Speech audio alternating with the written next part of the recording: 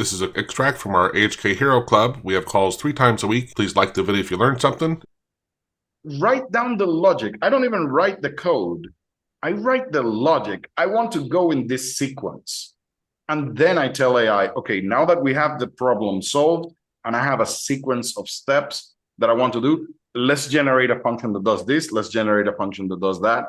So I am very explicit about how I'm going to use AI and guide it to do the thing, while other people is just, I'm going to give you a vague statement and you're going to figure it out on your own. That's different. And when you do that, that's where it becomes really complex to fix bugs because you don't know the program at all, right?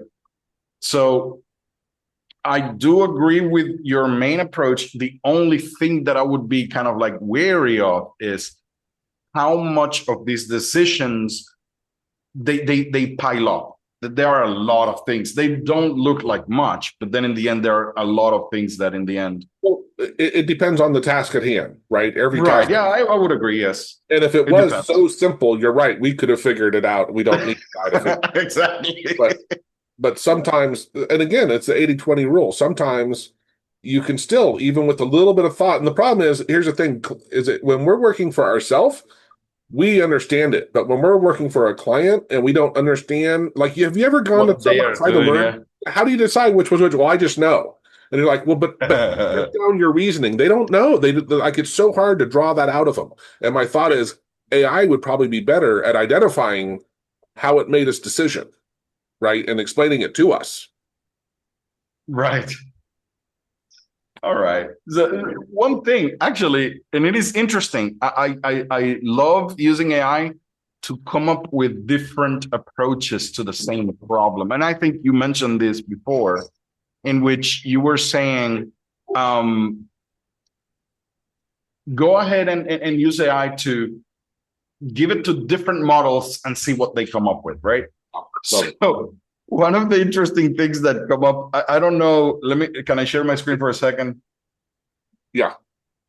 You remember this tool that I was saying that I created that had to do with extracting invoices out of um, a PDF file, right?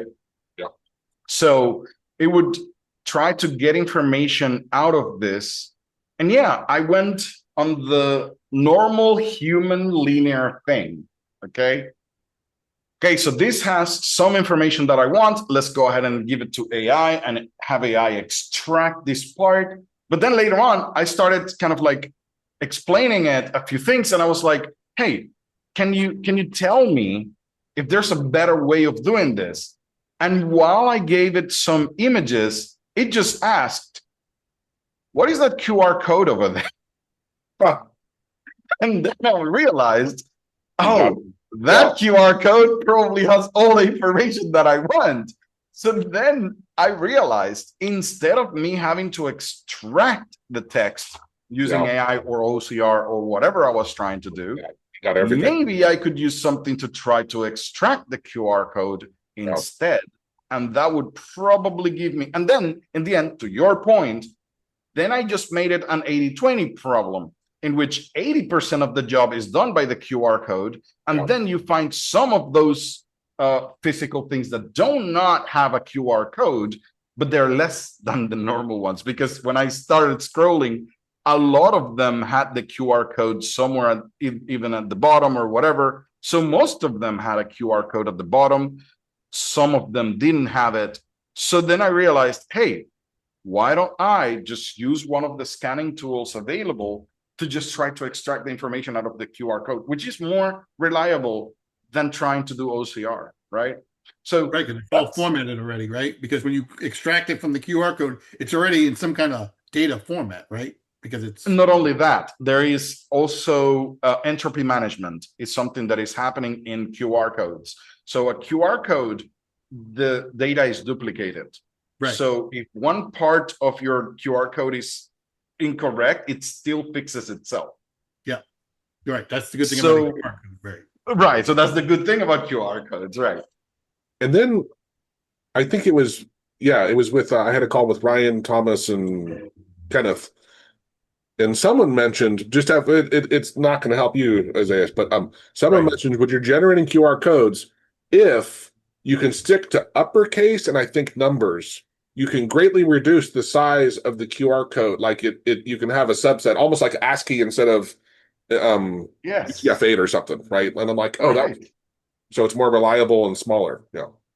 There you go. So in the end, and this is the part that I was trying to the AI is a tool. If you use it as a tool, so there are two ways how people use it. One of them is a replacement of themselves, and the other people use it as a tool. If you use it as a replacement, you are gonna get results, all right? So you're just gonna go ahead and get whatever you need working faster. That's great.